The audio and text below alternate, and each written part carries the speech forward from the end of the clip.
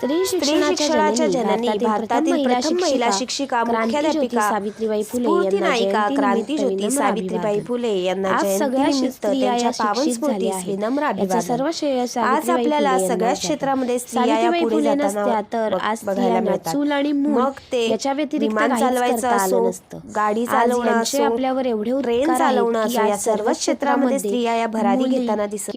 तर याचं सर्वतोपरी श्रेय जातं सावित्रीबाई फुले काम करत आहेत, आपलं एक स्वतःचं अस्तित्व शिक्षित निर्माण करू झाली शकत कारण सावित्रीबाई फुले हे होत्या। सगळं सावित्रीबाई स्त्रियांना फुले त्यांनी यांच्यामुळेच आपल्याला शिकवलं शक्य कारण झालं आहे। सावित्रीबाई फुले होत्या, म्हणून ते आजच्या स्त्रिया या शिक्षित झाल्या, त्या लिहिता वाचता यायला लागलं।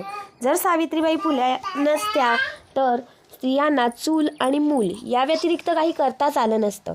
आजच्या महिला कुठल्याच क्षेत्रामध्ये मागे नाहीत। आजच्या महिला आपलं चूल मूल सांभाळून स्वतःचं अस्तित्व निर्माण करायला पुढे सरसावत आहेत। तर सावित्रीबाई फुले यांनी स्त्रियांना शिक्षित केलंच, पण स्वतःच्या पायावर उभं राहणं, स्वावलंबी बनवणं हे सुद्धा गुण सावित्रीबाई फुले यांनी शिकवलं। पूर्वीच्या काळी सावित्रीबाई फुले यांना मुलींना शिक्षण घेण्यासाठी खूप परिश्रम कष्ट घ्यावे लागले। वेळ प्रसंगी त्यांना अपमानही सहन करावा लागला, लोकांच्या त्रासाला सामोरे जावे लागले, पण मागे न डगमगता त्यांनी त्यांचं ध्येय निश्चित केलं होतं की आपण स्त्रियांना शिकवायचंच।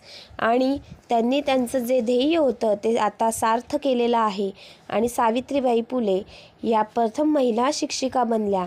आणि ज्योतिबा फुले हे जे त्यांचे पती आहेत, त्यांनी त्यांना या शिक्षणाच्या कार्यामध्ये अखंड मदत केली, साथ दिली।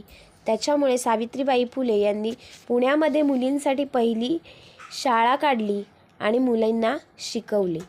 आजची प्रत्येक शिक्षित स्त्री ही सावित्रीबाई फुले यांच्या त्यागाचं आणि विजयाचं जिवंत उदाहरण आहे। श्री स्वामी समर्थ।